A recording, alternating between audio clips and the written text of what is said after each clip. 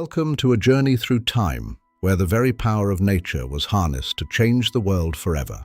For centuries, we relied on the steady flow of water to turn our mills and grind our grain. But nature is unpredictable, and our ambitions grew beyond the banks of the river. A new force emerged, the power of fire and water combined, steam. The steam engine allowed us to build factories anywhere, driving the wheels of progress at an unprecedented pace. Railways connected nations, and the world began to shrink as steam conquered distance. From the quiet stream to the roaring engine, this was the dawn of the modern age, water to steam. Welcome to Photo Art History, urban heritage stories told slowly. This is not a history of kings and battles, nor a catalogue of dates and monuments. Here, we listen instead to streets, to bridges, to canals and stations, and to the quiet work that shaped them. Photo art history is about how places are made, not only by vision, but by labour, not only by design, but by repetition. It is about the slow accumulation of choices, materials, and movements that turn geography into history. In these episodes, we follow not only what happened, but how it came to feel inevitable. We move gently, we pause often, because history is not meant to rush past us. It is meant to settle. And so, whether we are standing beside a quiet canal, beneath a great bridge, or listening to a distant train at night, we listen for the deeper story beneath the surface. This is Photo Art History, where urban heritage is not only seen, but heard. By river bend and valley seam, where older roots ran deep, the water wheel began to turn, while England lay asleep. Its wooden ribs caught falling force, its axle learned to spin, and thread by thread, from flowing streams, the age of mills came in. The wheel drove shafts of iron true that ran from floor to floor, with belts that sang above the looms and dust upon the door. One turning heart, one measured pace, set many hands in time, and labor bent to whirring laws of pulley, gear, and line. The river taught the workshop first what steady power meant, how motion, once correctly held, could not be idly spent. So lathes grew sharp and cylinders were bored with patient care, till metal learned the discipline of roundness, straight and square. Then deep below the blackened fields, where water choked the mine, a piston rose and fell by fire, by pressure trapped in line. No wheel, no stream, no rainfall needed, only coal and flame. And steam first breathed in iron lungs, though weak and vast it came. Refined by hands that learned from mills, from shafts and spinning floors, the engine turned, not lifted now, but drove through turning cores. Great flywheels calmed the pulsing force, line shafts took the strain, and Lancashire grew tall with mills that never slept again. Yet cloth and coal still waited slow on road and canal way, while horses hauled what engines made at nature's walking pace. If power could spin 1,000 looms and light a city's night, why should it stand and labor still, fixed fast to stone and sight? So steam was paired and rails were laid, first brittle, then made strong. Cast iron failed, wrought iron bent, endured the hammer's song. The engine shrank, the boiler sang, the wheels took iron nerve, and power learned to carry itself along a guided curve. From river wheel to racing rail, one story threads them through, the craft of holding motion fast, then setting it anew. The factory rose and found its feet, then learned at last to roam. And steam, once bound to mill and mine, carried industry home. Britain on Rails, the long making of a railway nation, 1600 to 1911. From water to steam, power, mechanization, and the birth of the railway age. Welcome to Britain on Rails, a long-form spoken documentary from the Photo Art History Project. Here, history is not rushed, it is allowed to breathe. These episodes explore how places are shaped not only by kings and wars, but by work, materials, and the quiet power of invention.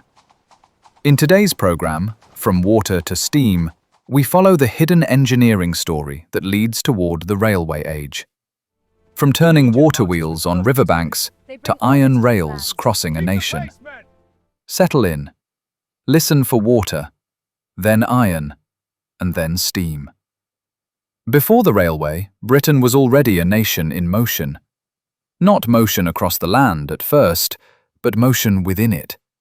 The turning of wheels, the lift and fall of hammers, the steady pull of belts, and the patient rhythm of labor repeated until it became a kind of music. It is easy to imagine steam arriving like a thunderclap, a sudden miracle dragging the country into modernity. But the truth is slower and more revealing. Steam did not appear in an empty landscape.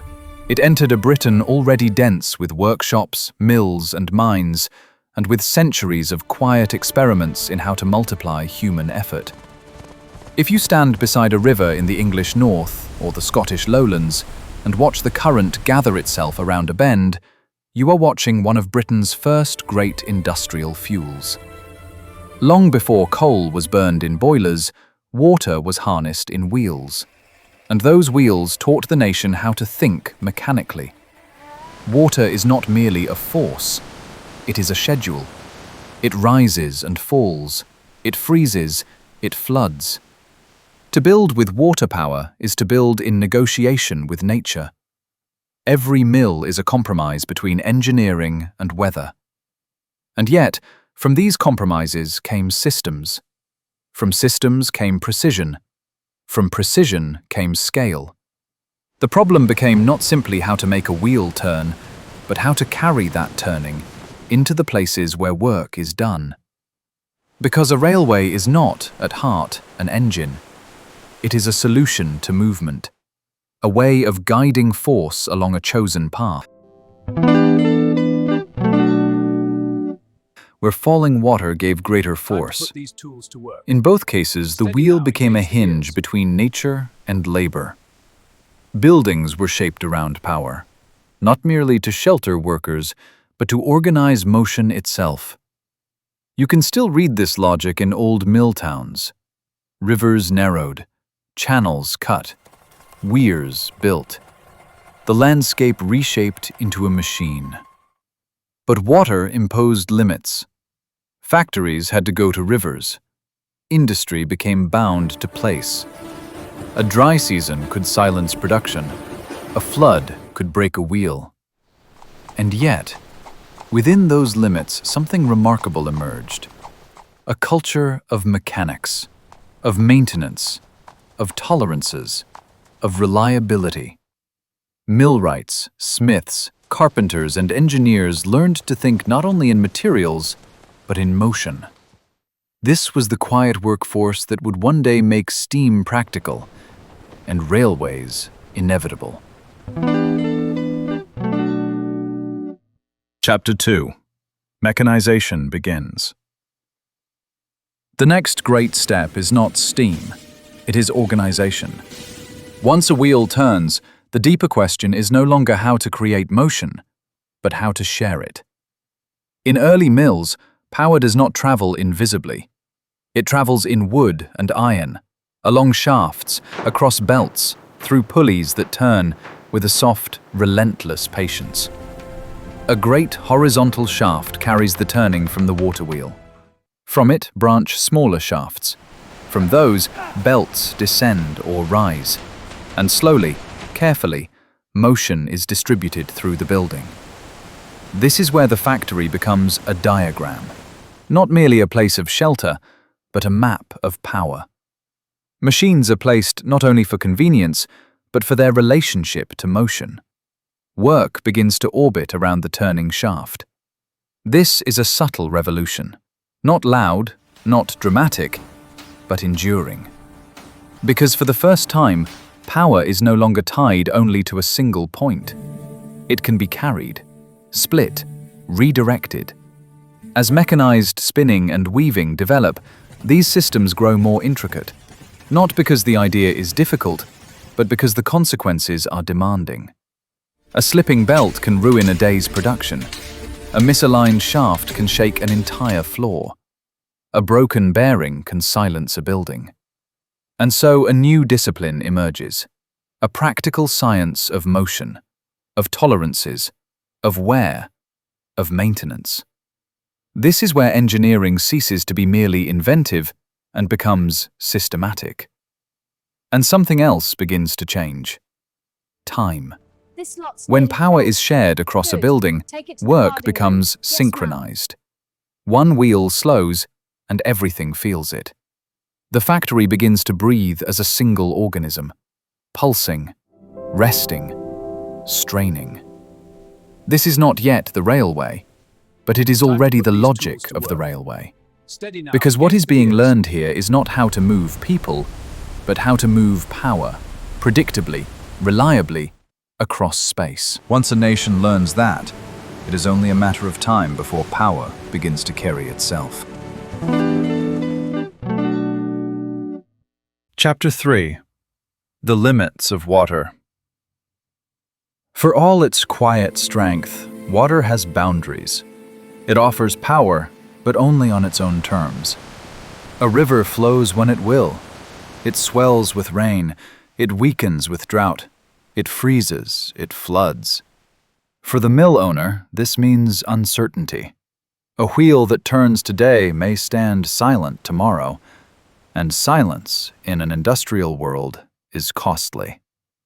As production grows, as markets expand, and as demand begins to outstrip local supply, the limitations of water become increasingly visible. Some valleys grow crowded with wheels. Each mill competes for flow. Each weir alters the river for those downstream. Energy, once abundant, becomes contested. And yet, the ambition of industry does not pause politely for the seasons. Contracts are written, wages are owed, orders must be met. Water cannot promise this. It offers power, but not control. And so a deeper question emerges. Can power be made independent of place? Can it be summoned when needed rather than waited for? Can it be produced steadily, predictably, without regard for weather or season? These are not idle curiosities. They are the questions that define the next age. At the same time, another constraint presses in: geography. If power comes from rivers, then factories must follow rivers. Industry becomes tethered to valleys and falls. Growth becomes shaped by terrain rather than by intention. But coal lies elsewhere. So do ports. So do markets. And slowly, inevitably, the logic of water begins to feel like a constraint rather than a gift. This is the moment when water ceases to be the future, not because it has failed, but because it has been outgrown. The industrial world begins to desire a new kind of power: portable, scalable, indifferent to rivers. It desires power that can be summoned by human will rather than negotiated with nature. And in that desire, steam quietly begins its ascent. Chapter 4. The Rise of Steam. Steam does not arrive in a blaze of glory. It arrives quietly, almost humbly, as a servant to water rather than its rival. The earliest steam engines are not built to drive factories. They are built to remove water, to pump mines dry, to reach deeper seams of coal where human muscle and animal labor can no longer cope. In this way, steam is born underground, not in open air, but in darkness, not as motion, but as pressure.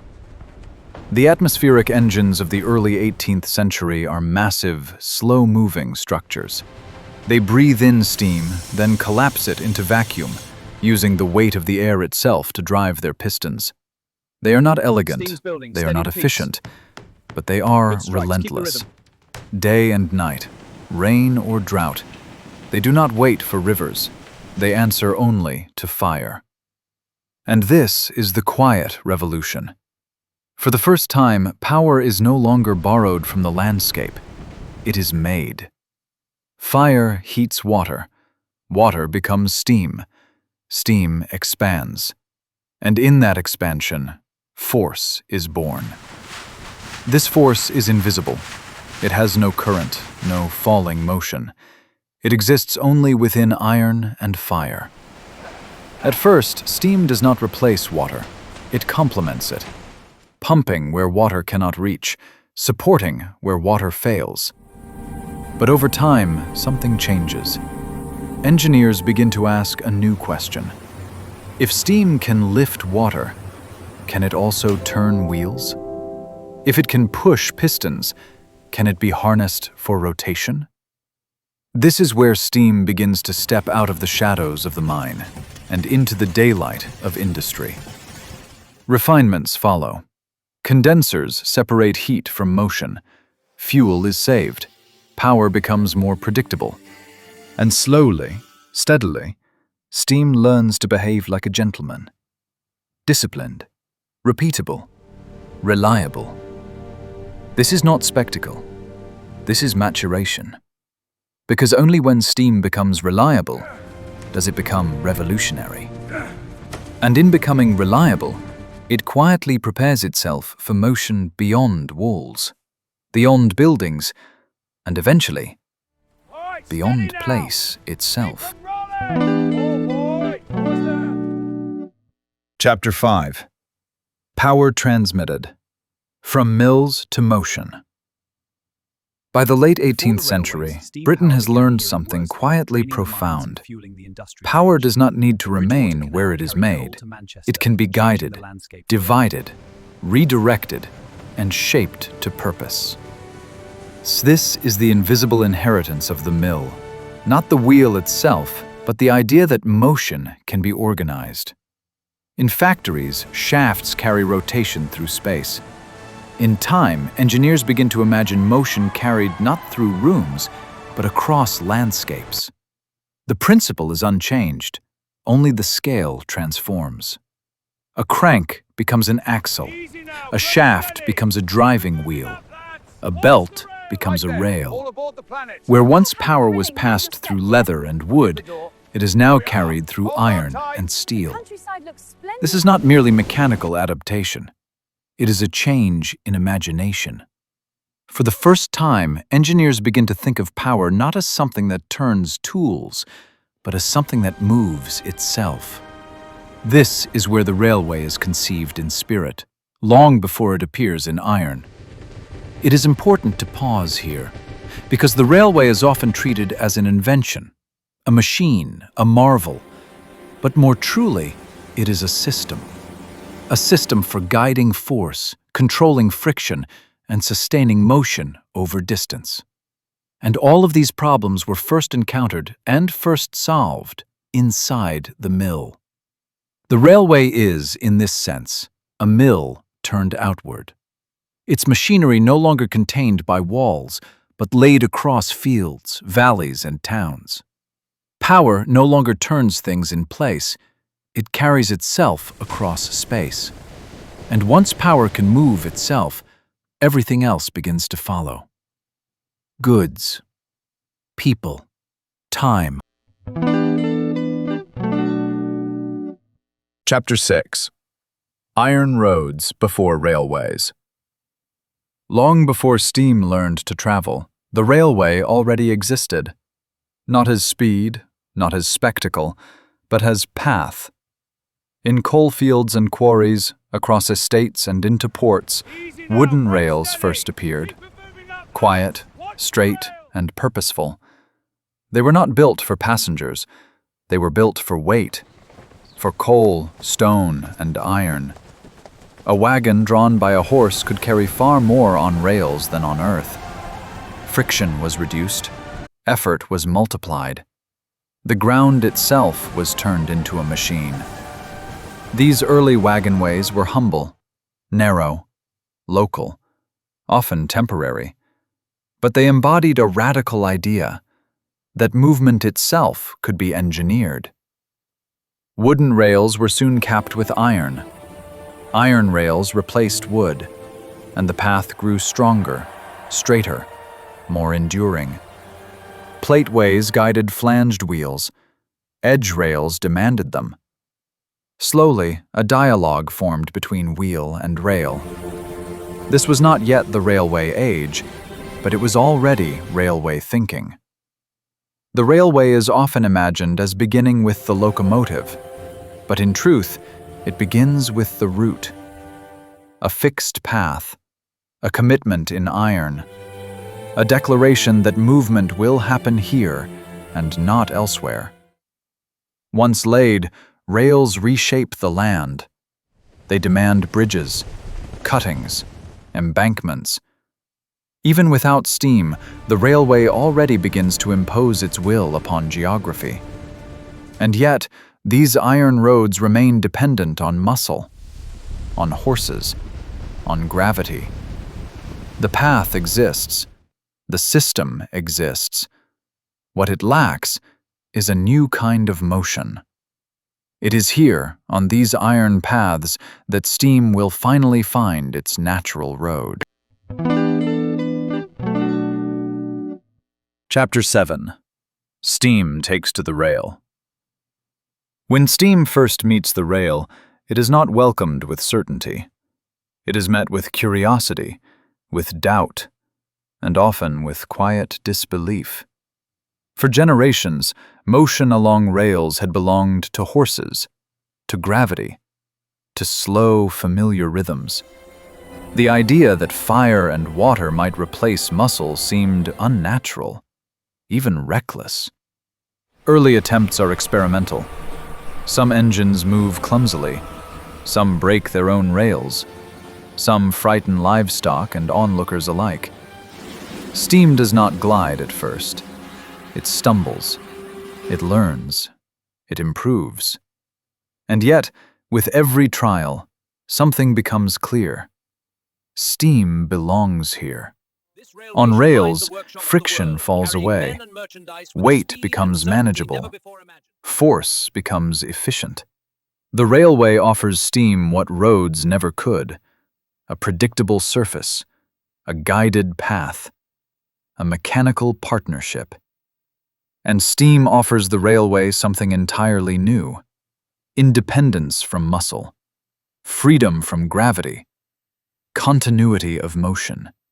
This is the moment when power begins to carry itself across the land, no longer confined to buildings, no longer bound to rivers. A machine, moving, not driving tools, but pulling the world behind it. What had once been a system for guiding wagons now becomes a system for moving societies. Distances shrink. Journeys accelerate. The horizon itself seems to retreat, and something deeper shifts. Time begins to move differently, no longer measured only by daylight and labor, but by schedules, by departures, by arrivals.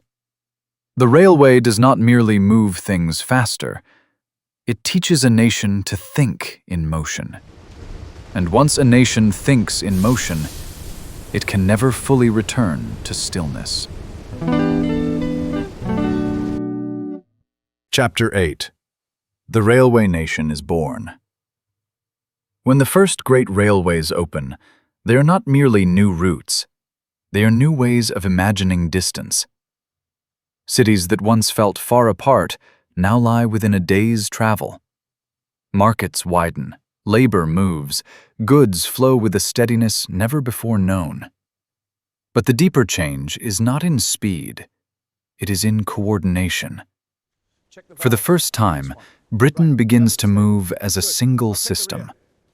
Trains must meet, paths must align, movements must be predicted, not merely observed. Time itself is reshaped. Local noon gives way to railway time. A shared clock begins to govern a shared space. This is not a technical change, it is a cultural one. The railway teaches Britain to live by anticipation, to think ahead, to expect arrival. Stations rise like new civic temples. Their roofs echo with steam and footsteps. Their clocks look down upon crowds learning to wait together. And waiting itself changes meaning. No longer passive, but purposeful. The railway does not simply carry people. It gathers them, synchronizes them, orders them in time. Villages become suburbs. Seaside towns become destinations. Workplaces separate from homes. The rhythms of daily life begin to follow iron paths, not visibly, but completely. And slowly, almost without announcement, Britain ceases to be a collection of regions and becomes a connected whole. This is the railway nation, not built only of iron and steam, but of shared time, shared movement, and shared expectation.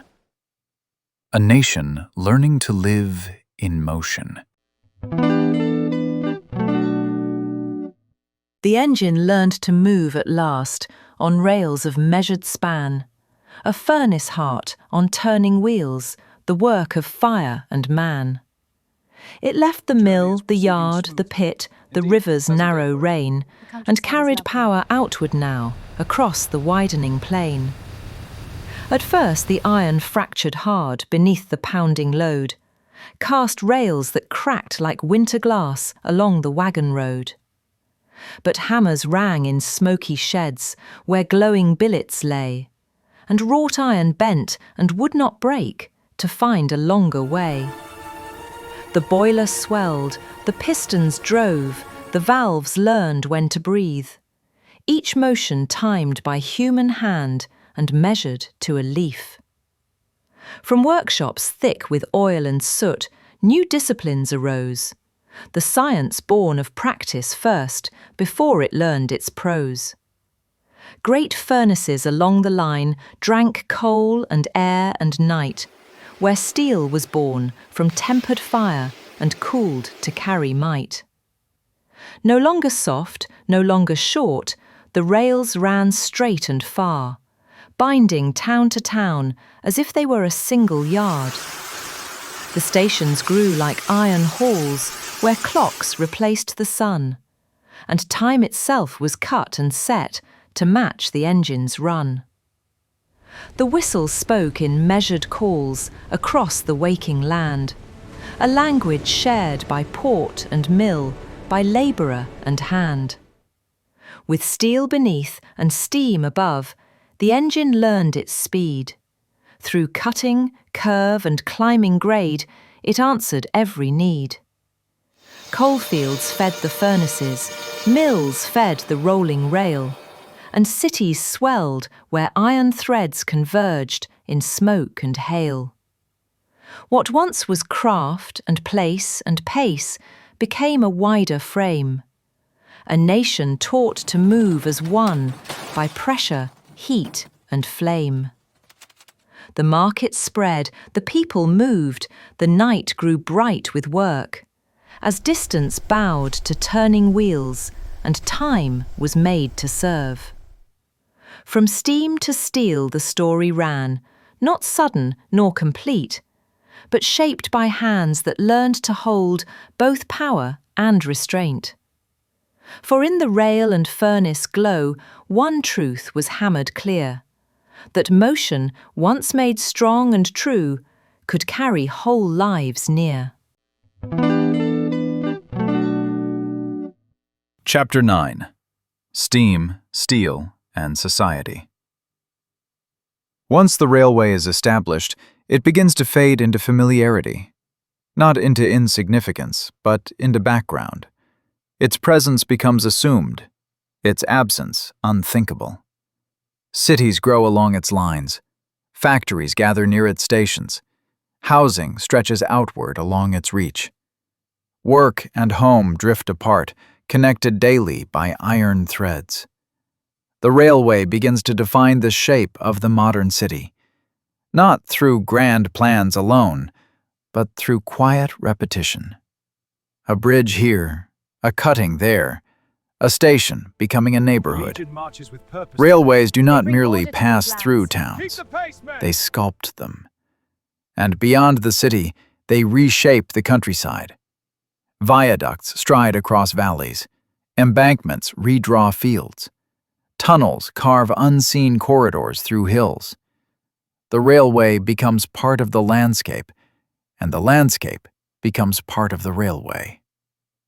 But perhaps its deepest transformation is social. The railway alters who can go where and how often. It carries workers to factories, families to seaside towns, and ideas from city to city. It dissolves some boundaries, even as it creates new ones. It enables migration. It enables commuting. It enables escape. And with these, it quietly reshapes identity.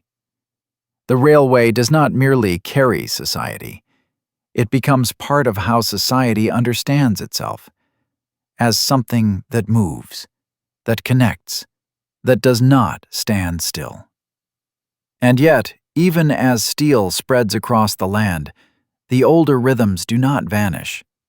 Rivers still flow, roads still wind, footpaths still cross fields. The railway does not erase the past, it layers upon it.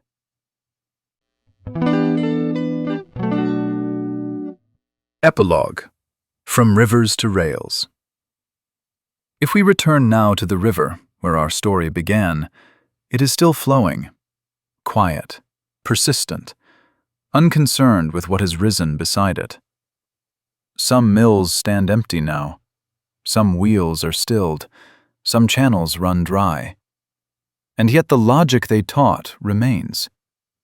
To guide force, to shape motion, to organize energy into purpose. This is what Britain learned first from water, and later from steam. Not merely how to build engines, but how to think mechanically. How to imagine movement before it exists. The railway, in this sense, is not just an invention. It is a memory made visible. A memory of wheels turning in valleys, of shafts spinning in mills, of power patiently learned. And though steam has faded from most rails, and steel has given way to silence in places, the pathways remain. Tracks become footpaths. Stations become cafes. Viaducts carry birds instead of trains. But the story does not end. It changes form. Because the question that began this journey still moves beneath our lives. How do we move power? How do we shape motion? And what does that motion make of us?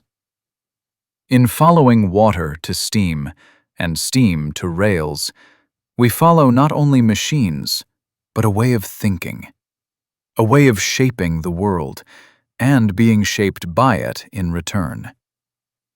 This is Britain on Rails, the long making of a railway nation. And this is photo art history.